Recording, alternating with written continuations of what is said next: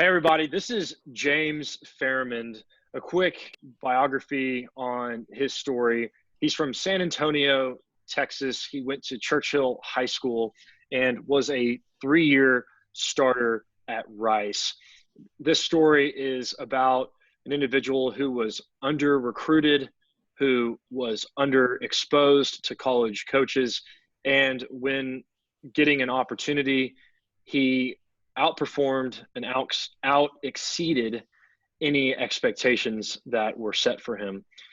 James was a Conference USA champion in 2013 and a Hawaii Bowl champion in 2014.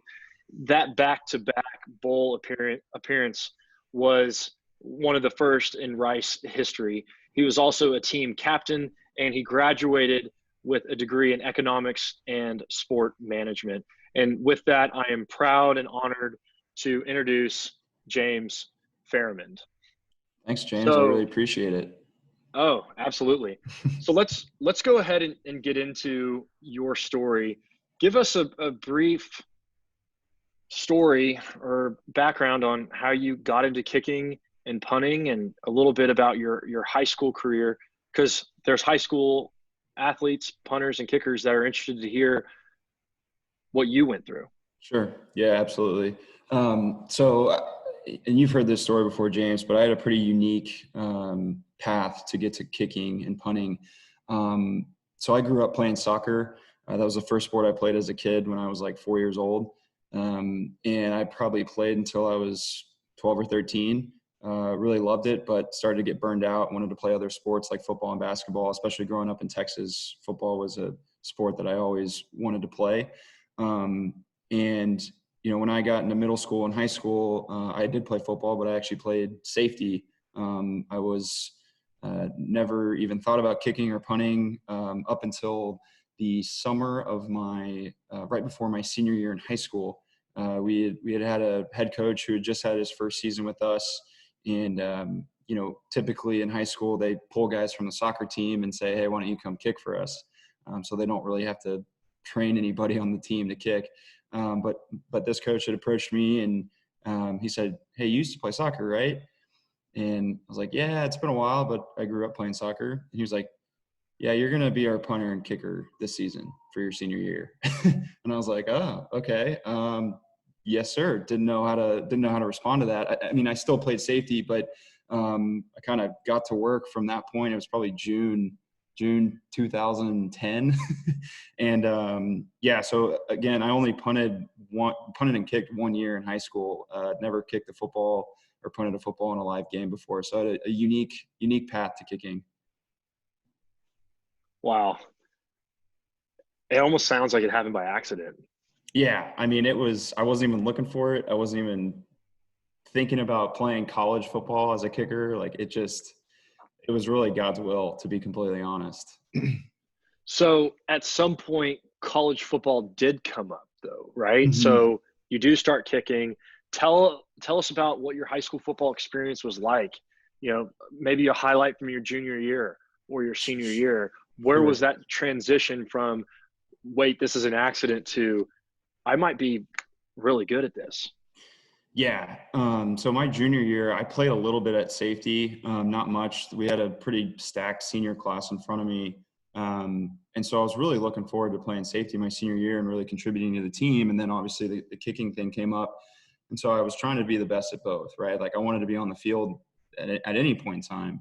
And so my senior year, I was actually fortunate enough to have a pretty good year. You know, talking about my soccer background, I knew how to swing just naturally and kind of let my strength and let my hips do the work. And so throughout my senior year, you know, we actually had a good team. We went to the playoffs for the first time in like 6 years.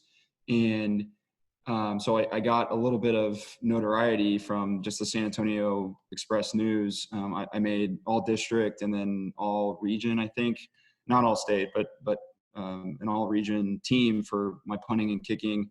I think I averaged like 39 yards a punt in high school. I'm sure there's kids these days who are averaging like 45 a punt in high school. But, you know, I felt like I didn't know anything about stats. I was just going out there and trying to be an athlete and trying to kick it as far as I could. So that was my story. And then Really, I guess probably November, December of my senior year, my head high school coach, Coach Hill, he approached me and said, "Hey, if you're interested in playing college football at any level, I think you can get there through kicking. Like, I really think you had a good enough season and good enough tape that I can send this out to college coaches if you're interested, but I won't do it if you're not interested." And I was kind of like, I wasn't planning on playing college football. I loved playing high school football, but I knew I wasn't good enough to go play college. And I said, I mean, sure, what can it hurt? Why not send it to schools and see what comes back? And very little came back, shockingly. But I did have a few offers from Division III, Division II schools. And then lastly, Rice actually came and probably like January of my senior year of high school and asked if I wanted to come walk on. And that was really through a connection that my head coach in high school had with a current Rice coach. He knew from 20 years back. Guy looked at my tape and said, "Yeah, we can work with this guy. We'd like him to come walk on." And, so that was it all happened so quick. And I just thought, hey, there's probably a lot of kids dying to have an opportunity to play college football, especially at a prestigious institution. So I just took it and ran with it. So Rice was a premier team at the time, middle of the pack team. Were they not performing well? I mean, No. So to be completely honest, I didn't even look up Rice. I had to get my application in like a week. And so I was trying to write all these essays. And so I didn't even look to see like how the team was doing, who their star players were, who the coach was. Like, I just knew the coach that I had talked to in recruiting. And, but no, Rice had a couple down years. So I was going to enter in 2011, the summer of 2011, 2009 and 2010. I think they won 2 games in 2009, 2 games in 2010. So not good at all. Going into 2011, they had a little bit more stability, some starters coming back. So there was more optimism around the program. And actually the class that I was coming in with was one of the highest rated classes that Rice had in a long time. So it wasn't due to me. I had 0 stars. It didn't matter what I had, but there were a lot of guys that I came in with who were 2.5, 3 stars, which was a big deal for Rice. So no, Rice was, I wouldn't even say they were the middle of the pack. They were more towards a lot of lower end of the totem pole in Conference USA at that point when I was joining. so they didn't have all the glitz and the glam of the SEC or the Pac-12. No, they did not. And, just a little bit of background on me. I grew up in San Antonio, and both my parents went to the University of Texas at Austin. So I grew up going to those football games with my dad, and those players were just revered, right? Like early 2000s where they have Vince Young and Major Applewhite, Coach Mac Brown. I mean, those guys are like gods on campus. And so when I signed up to play college football, I had a little bit of that in mind, right? I'm like, oh, sweet. Like, you're the big man on campus, people are coming up to you in class telling you had a great game, but that is not how Rice was at all. A lot of very intelligent students who are focused on their work, focused on their careers, didn't really care too much for football. And like you said, we weren't packing in 70,000 at each game. But I knew I loved the sport and I loved the academic challenge. And so again, I just kind of took it and ran with it. And it was a humbling experience, but it was the best experience of my life. So let's get more into that experience. It seems like your career at Rice can be split up into 3 segments: your redshirt year, kind of your underclassmen years, and then how you finished as an upperclassman. Share what the actual day-to-day was like, and sure, let's start with there, and then let's get more into some of the technical stuff. Yeah, sure. After. So coming in as a redshirt, like I said, I never kicked field goals in high school. Coming in as a redshirt, I had a long way to go. Obviously I'd only kicked 1 football season in my life. And I didn't walk in thinking that I was really, really good. But I did walk in thinking like, okay, they wouldn't have let me come in here if they knew I wasn't good. But that first summer and first fall, man, I really struggled. Everything's just quicker, right? Like snaps, holds, like operation time, everything is much quicker in Division I and college football in general. And so that took me a long time to get used to. And then just like kicking field goals was something that I hadn't done. And all of a sudden these 300-pound guys are rushing at you. Everyone's watching, pressure's on. So my redshirt year, man, I really leaned on Kyle Martens, who was an All-American at Rice, punter, the year before I got there. And then Chris Boswell, who, as people might know, is the kicker for the Pittsburgh Steelers now. Man, I heavily leaned on those guys just for any tips and tricks, any advice, how they did it, how they got through it. And honestly, just watching them, taking mental reps, that was a big deal for me. And it probably even took me too long to realize that. It really took me through like halfway through the season being like, man, I'm not really good enough to be here. So I either need to figure it out or I need to let someone else take the spot. Right. And so those two guys really helped, get me to where I wanted to be. They're extremely helpful and they're still good friends to this day. And then I guess transitioning to the next kind of timeline at Rice, I was a walk-on. So there were a couple seasons where we brought in punters on scholarship that, kind of rubbed me the wrong way. I thought, I had been improving and I was going to get a chance to start for Rice. My redshirt, I guess it was my redshirt sophomore year. But we ended up offering scholarships or a scholarship to a punter coming out of high school. And he was kind of expected to be a 4-year starter. So I was just going to be riding the bench for the next few years. And I really just mentally decided that, no, I wasn't going to let that happen. And again, I had guys to rely on, Kyle and Chris and other friends at Rice who just helped me get through that. It was a tough point in my life. I really struggled. I thought about quitting. I thought about transferring to a school just to go to school, like just go to UT or A&M and just be a normal college student. But I pushed through. I actually ended up starting my first game as a redshirt sophomore, the season opener of 2013, playing at Texas A&M, which was an awesome experience. Still one of the coolest experiences of my life. And yeah, that phase, I guess the rest is history. But then kind of jumping into my upperclassmen years, I had a decent redshirt sophomore year. I think I averaged like 42 yards a punt, but I was just very raw. Like I didn't have the technical skills that I thought I had. So I knew I needed to improve on that. But fortunately enough, going into my junior year, I was actually nominated for the like a preseason Ray Guy watch list where they name like 25 punters who might win the Ray Guy. Well, I actually probably had my statistically worst season my junior year. I think I put a lot of pressure on myself and thought that, it was my opportunity to finish top 5 or be an All-American, whatever that is, like Chris and Kyle had done before me. So I really struggled my junior year. Not really struggled, but I didn't have a very good statistical year.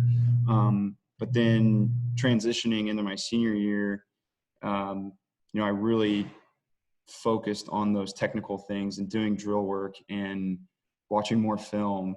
And I think my numbers did jump a little bit my senior year, and I got some recognition from the conference and all that fun stuff. But really, I had the most fun my senior year because I just felt confident and loose, and there was nothing to lose. I wasn't worried about awards and all that fun stuff. So that's kind of my three phases at Rice. Clearly, there's a shift in those 3 phases. Mm-hmm. Underclassmen not looked at, right? You find 2 guys that take you under their wing, but it required some kind of either humility or friendship to occur. It didn't just happen by accident. Absolutely. And then you really did take and listen to that advice. Yep. And then the shift changes. And I want to know, and I think punters want to hear, the shift did happen. There was some kind of change in you where you went from listening to advice and processing it, but then you brought up a really good point, which was, now I've got to make the choice to do something different. Mm-hmm. Tell me I want to hear about that mindset of what you did differently and how that actually worked for you, though, because you got on it, but explain a little bit more there for the punters. that Yeah, are listening sure. and kickers? Yeah. So for me, it was, I guess as an underclassman, when you go out before practice or or during practice, you're just kicking to kick, right? Like you're just trying to make every kick or turn every punt over, put it where you want. But for me, as I got older, one, like there is some wear and tear, right? Like you do get tired throughout the season. And so I knew I needed to limit my kicks, but like make sure that the 10 or 15 kicks that I did take were good kicks, right? I wasn't just going out there and kicking 50 field goals or 50 punts and just trying to smash 50-yard punts, because there are times in the game where you need a 35-yard punt to pin them inside the 5, pin them inside the 10, whatever it might be. And so, that requires a different mindset, a different skill set. And so I think as I transitioned throughout that underclassmen, just try to get as high an average as you can, try to outpunt your coverage every single time. I went into more of a strategic thinking, technical, let's be technically sound, drill work every day. Not as many kicks, but I think I tried to do, James, you were there, 2014. I think I tried to do like 200 drops a day, something like that. Like always try to be improving upon your craft. And when I came in as a freshman, sophomore, I wasn't doing drops. Like I might do like 10 drops to warm up with just to make sure I wasn't, all over the place. And then it's like, all right, bombs away. Let's go. Let's kick.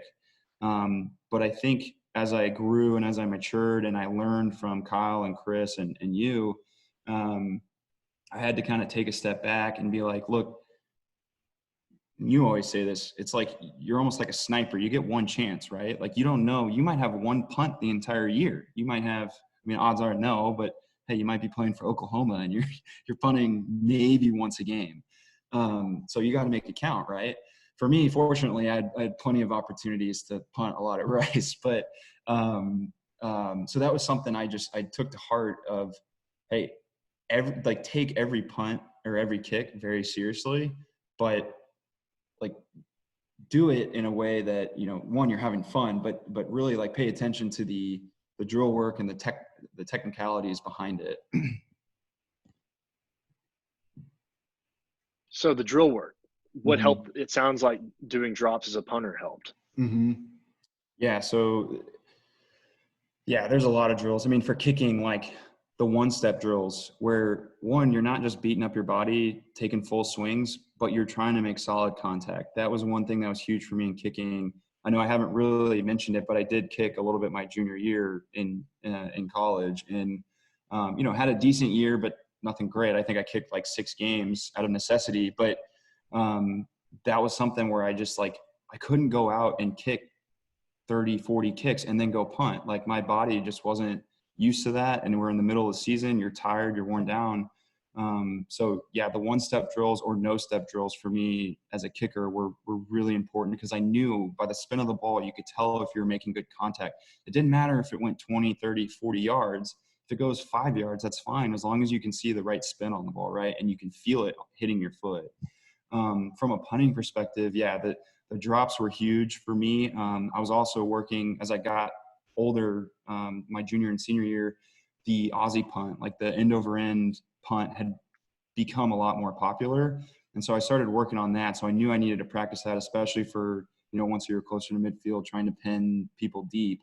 That was something that I had to teach myself. And you were a big help teaching me that. But just learning from other guys, watching tape on other guys was something that I had never done. Like I only watched tape on myself, right? Trying to improve, but you can pick and choose what you like, what other people are doing, because everyone has their own unique style. So I learned how to do that as a punter too, kind of pick and choose what I like, what NFL guys are doing or what college guys are doing, and then kind of build it myself. Another drill that was hammered into me too was the table drill as a punter, having that ball kind of like right at your hip level, because I know me personally, like I struggled with my drop or having a consistent drop, because I would try to bring it up and it'd be too high, or I'd be way too low and I wouldn't get the hang time I wanted. So that was a big drill for me too. So James, let's be honest here. You really earned the mindset from yourself. You really earned the trust from within because of all the work that you did, Mm-hmm. right? Absolutely. And you brought that into games, and I want to transition really into your senior year, right? And you earlier talked about playing against Texas A&M your junior year in 2013, but with both your parents being Longhorn, you growing up a huge Longhorn fan, you actually got to play against the University of Texas in Austin. Good. And after, looking at that, that was, not one of your best games. No. And so I want you to talk about, or maybe talk about, kind of some of your feelings that you had before those, some of those bigger games, but in specific, what happened in Austin, and then how did you respond to it? Because we don't always kick our best. We don't always punt our best, but you have a unique, very relatable story. So talk to us about what happened in Austin and what happened after. Yeah, sure. That was a game that I had marked on my calendar probably since I started playing at Rice. It was just one of those games where I was like, I'm going to start in that game. I'm going to be playing at DKR in front of my whole family. It's going to be awesome. I was so pumped for it. I probably had 20 family members, 25 family members at that game. It was awesome. I was so ready to kind of have that breakout game, especially on national TV. I'd had kind of a down junior year, but people knew I was a good punter. Like the conference knew I was a good punter. I think a lot of people nationally knew I was a decent punter. So I was hoping that game would be my coming out party. Like, this guy's legit, he might have a chance to go play pro. And yeah, like you said, that was probably one of my worst statistically speaking games of my career. I had one punt returned for a touchdown, another one returned like 70 yards, not a touchdown, but about 10 yards away from another touchdown. I had one punt tipped or blocked. I think I averaged like 35 yards a punt, something like that. It was terrible. I was rattled the whole game. I was in really leading up to that game. And this is something that I learned after that, was I was too emotionally invested in that, right? Like I wasn't mentally prepared to punt my best. I was thinking about all the other things, like, oh, we're playing the University of Texas. I've been looking forward to this game forever. My family's here, all this stuff. And really, like, I didn't block any of that out, and it affected me and it affected the game. And I'm not going to say we lost because of my punting, but there were huge momentum shifts in that game due to my bad punts. And Texas ended up beating us by like 2 touchdowns. And we were in that game. Like, we were really 1 score away the whole time. And so I look back on it and it sucks. It was one of the worst games of my career. But it was also such a blessing, because that was the game where I really had to look in the mirror and talk with you and be like, what the hell am I doing? Right? Like, what do I need to change? What do I need to change, like, right now? Because we got a full season ahead. I think that was like the second game of the year. And to be honest, like, Coach Bailiff, who was a coach at Rice at the time, he was a guy that, was always super uplifting, super encouraging, great man. And that was probably the first time on that Monday after the UT game where he really got into me and said, look, you're a senior, you're supposed to be a leader. You can't punt like that anymore. You can't do it. And I took that to heart. There's a lot of guys nowadays that take tough coaching, or they don't take tough coaching that way, but I was never like that. I always wanted the tough coaching. I wanted someone to tell me what I was doing wrong so I could improve right then and there. And I took that moment and I relied on you, James, and I relied on guys to help film me, drops, more drills, like just change up my punting technique like mid-season. And I ended up having a hell of a stretch towards the back half of the year. And like I said, my senior year was the most fun I had punting, and statistically it was my best year too. So it felt going out on a good note. I mean, from a team perspective, we didn't accomplish the goals we wanted to. We didn't make it to a bowl game, but it was a ton of fun to punt that year after the UT game. And to tell how fun that was, James, in one game against UTEP on the road, you boomed like 5 of your punts for an average of 51 yards. That was the 3rd highest single game average in school history. You had 4 of your 5 punts were down inside the 20-yard line, and that placed you, for your senior year, 38% of your punts inside the 20, when your career mark was 21% inside the 20. You averaged more than 44.5 yards per punt in those 6 games following, and you had 11 of those that were 50 yards or more. You moved into elite status in Rice history, which was you had a career average of 42.3 yards in a couple of games, which was second only to Kyle Martens, who was just a fraction better. You got notoriety. You got Ray Guy Award Punter of the Week, right? So, yes, again, here's a story of somebody who out exceeded expectations, because you had a choice. You could have just faltered, and you didn't. Why didn't you? And explain to us really what was happening and how you bounced back, because those numbers are staggering. And if I'm not mistaken, you were a top 5 punter in the NCAA from week 3 onward. Yeah, definitely. I think it all came from my mindset, and I think those 3 or 4 years leading up to that moment were kind of shaped me for that mentally. And after that UT game, I just knew I had a choice to make. It was like, I can either fold over and buckle and just, keep doing what I'm doing and hope for the best, or really like make an active change, consult with people who know more than me, who want to help me, who are my friends or loved ones, who want me or want to see me succeed. And I think I really took that to heart, and it all really happened super quickly. But James, you were obviously there helping out after that UT game, and really I started keeping better track of my punts during practice. Like I started having a regimented plan of how many drops I was going to do, how many table drills I was going to do, how many like catch a snap and set it drills I was going to do. And then when it actually got to practice, if I had 10 punts at practice, we charted every single one of them, every distance, every op time, every hang time, everything. And that opened my eyes to how much better I could be. And having that data in front of me, truly, like having that data presented in front of me was like, whoa, like, why haven't I been doing this for all 4 years? Like I that's my biggest regret, is not starting that when I walked onto campus in June 2011. But I think that was part of the transition of not only football, but sports in general, to be more data centric.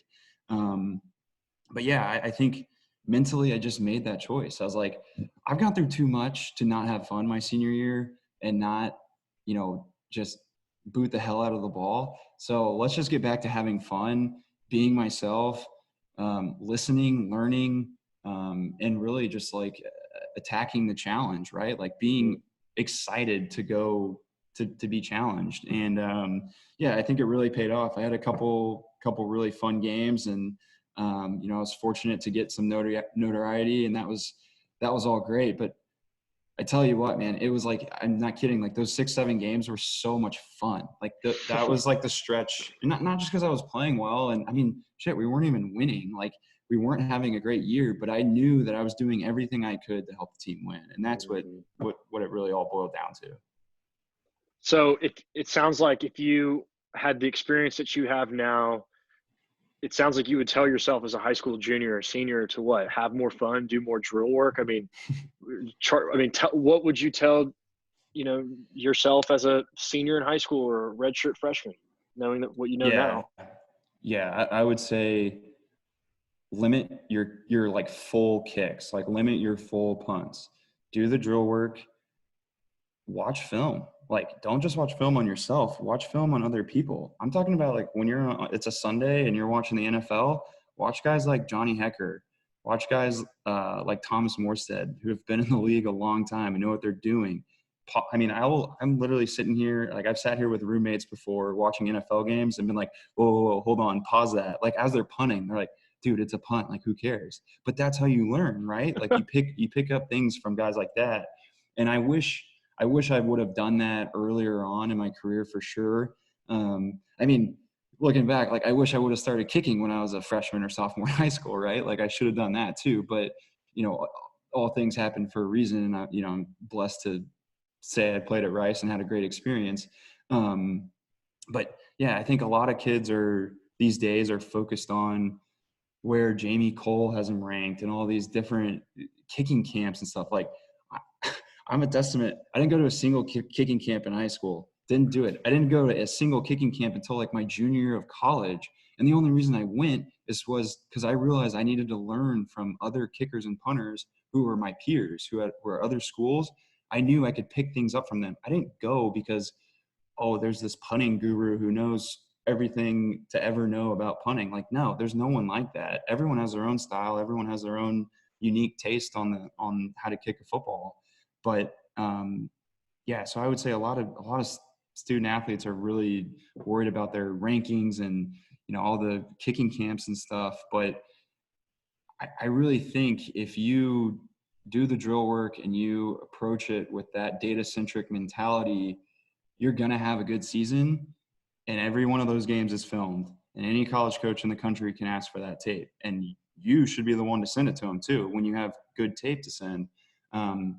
It doesn't matter that some guy, you know, at a Jamie Cole's kicking camp kicked a 60-yarder off a stick and won the long ball challenge. Like, and he's getting an offer from Auburn or Alabama. Like, honestly, go look at those guys 4 years down the road after they go to Auburn or Alabama. A lot of them don't work out very well because that's all they knew. They just were good at kicking off a stick. There wasn't pressure. There wasn't a rush, you know, all that stuff. And they didn't take the drill work seriously. And that's what you're going to fall back on when you're in a big moment. You got to hit a game winner or you need to pin someone deep with 20 seconds left in the game, right? Like, that's what you're going to fall back on is the drill work, the little things. So, that's what I would tell myself looking back.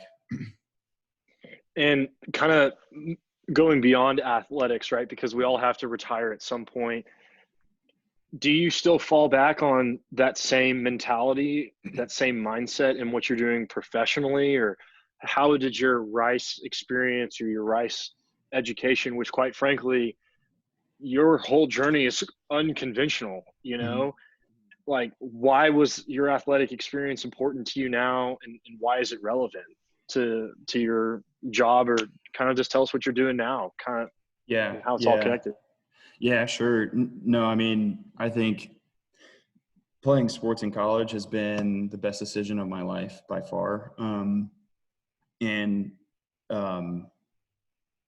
Just approaching each day like you do when you're playing your sport, there are a lot of similarities. One, I'm in consulting right now.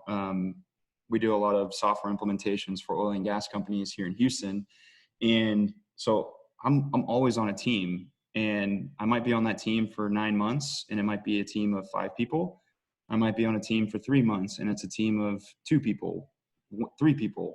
I've been on a team with 35 consultants, massive project, right?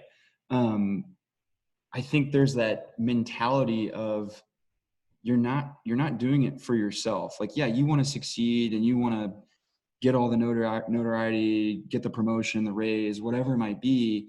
But at the end of the day, in a fast-paced, high-stakes environment, everyone on that team is relying on each other, right? Like, do your one job, do it to the best of your ability, and we're going to succeed. And, you know, I've had the opportunity to be on really successful projects from a professional standpoint, and then also projects that haven't gone well. And, that's the way life works. And I think there is so much adversity that you face as a college student, especially at a place like Rice, man, where, you might be having a bad season personally, the team might be having a bad season together.